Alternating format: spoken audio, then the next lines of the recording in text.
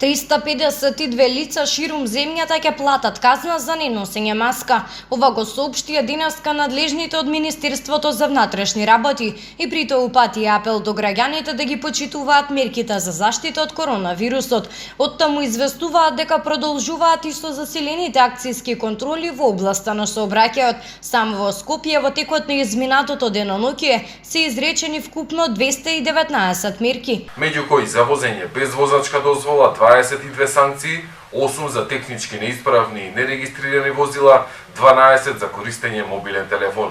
Изречени се исто така 12 мерки за возење под дејство на алкохол, 5 за минување на затворен сигнал или црвено светло, 22 мерки за непочитување на брзината на движење, 5 за некористење сигурносен појас и 73 мерки за непрописно паркирање. Засилените сообраќајни контроли продолжуваат и во наредните денови. Апелот до граѓаните е да ги почитуваат сообраќајните правила и прописи со цел зголемување на безбедноста во сообраќајот.